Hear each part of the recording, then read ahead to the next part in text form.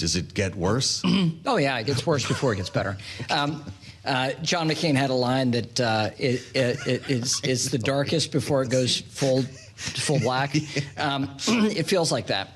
There was an easier way out of this than what has happened in the House. The Senate process is working actively to resolve health care. But let's just step back on health care. Okay. Here we are in America today where almost all the health care laws, and in fact, every major health care law in America was written by Democrats. The American people do not like the health care system we have. The laws are written by Democrats. And then the third fact is the American people prefer the Democrats on health care. So it's a complicated thing. Yeah. It's a complicated thing, and it's an opportunity for Republicans to actually have a message and a policy set on health care. And Republicans, my friends, and me included, have failed to do it. And it's not that they lack a plan. It's just that they have an infinite array of plans, none of which is sufficient to actually answer the question of the cost of health care, the access to health care, the things the American people care about, nor is there a sufficient plan that would get all Republicans to support. And so here we are today where the Democratic alternative is more favorable in the American people's eyes than the Republican alternative on health care. And now you have moderate Republicans saying, actually, I'm going to side with my constituents over the powers that be in Washington, and that's why we have this breakpoint today. Right. So a discharge petition rules the day once again. What will happen to these frontliners, the Mike Lawlers, the Fitzpatricks? They've crossed the speaker. Is there a penalty for that, or are they speaking for a much larger group in the Congress? Well, traditionally there's a penalty for that, but in a narrow House, it's a very difficult thing to police, number one. Number two, the White House doesn't seem to be stepping in here. And so I think the White House would like to see a resolution rather than allow 10 million American people to see their health care costs go up dramatically. They would prefer that to not happen. And so they're letting this happen on Capitol Hill and asking the leaders to resolve it.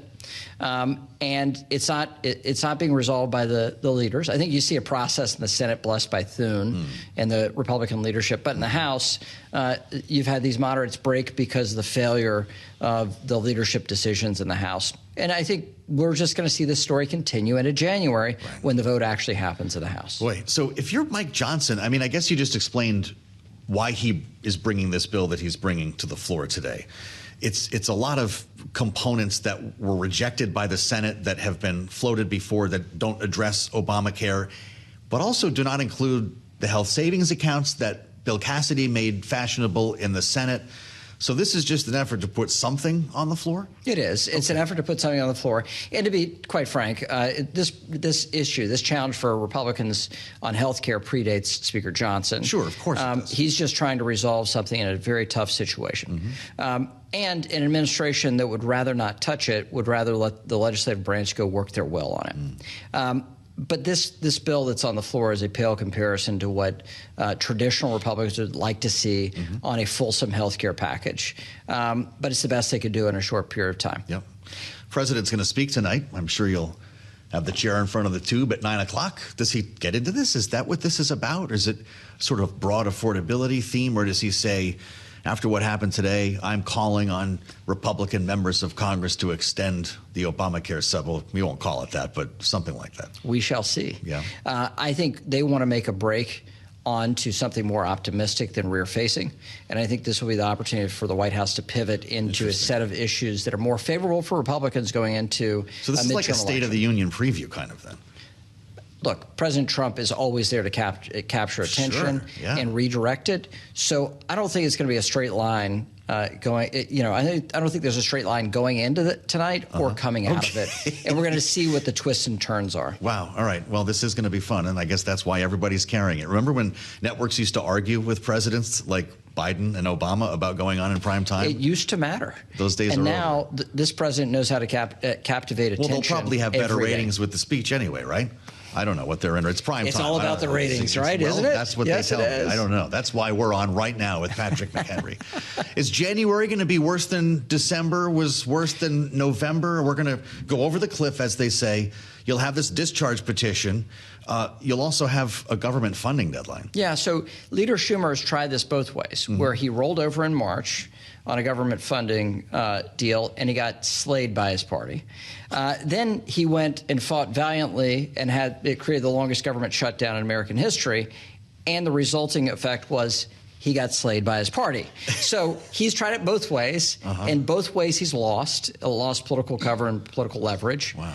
So there's no third way here. Okay. So I think January 30th is more likely to be a normative thing where we fund part of the government and have a continuing resolution for the rest. But between now and then, I think you're going to see a resolution to this health care debate. Sure. It has become a health care debate that's this massive, right, when in reality it only deals with 10 million of over 300 million Americans, an important slice, but just a slice, and not a full resolution to health care.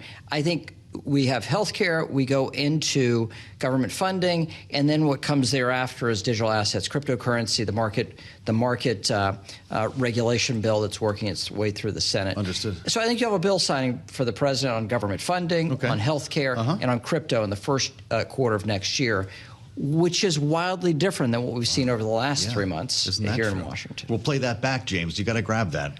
I have to ask you, you might not know the answer, but as we consider Donald Trump's thinking through how to handle Congress right now, when he emerged from the Oval Office this morning on his way to Dover, he was there for the dignified transfer in Delaware, the 2 Iowa National Guardsmen who were killed in Syria. Kevin McCarthy was with him. They were in the Oval together. They walked over to the Marine One and they took off together. Is he getting advice from the former speaker? I think so, and I think well, broadly speaking, the president keeps counsel in a very different way than previous presidents. He talks to a lot of people, makes decisions for himself. Speaker McCarthy has shown, and he's a dear friend of mine, but he's shown himself to be a very adept political mind. Knows how to handle the party as it is today, not as it was a decade ago, but Trump's Republican Party, and he knows the president's equities. He knows politics, and he knows the president's equities, and knows the party. And so I think those things give him a favorable voice and an active input to the president in a direct way, as well as a high regard by his team writ large. That's fascinating, though, to think that that's the conversation being had on the chopper today and it may inform what he says tonight. Well, it could, but also, I mean, Speaker McCarthy is well sought after as a political advisor. Understood. And so I think the president is using his his player the best way he can. Sure. But Speaker McCarthy's maintained great relationships with this Trump team and the broader administration. He knows his way around Washington really well. And I think he's enjoying being in the private sector as well, rather than the glare of the House floor lights. You must have read this Vanity Fair interview with Susie Wiles, right? Hard not to. I'd love for you to say no. I dare you to say no. Yes. Is she going to ask Kevin McCarthy? By the way, far more readable than the Crystal is Olivia Nunzi thing. Whoa. That's far more readable. Well, that's been making the rounds, too. We have less than a minute. What I would tell you is, are they going to ask Kevin McCarthy to be chief of staff? Don't know. But what I do know is this. Okay. I'm going to dismiss that one quickly. But what I would tell you is this: the response, the response from of rallying around Susie Wiles is amazing.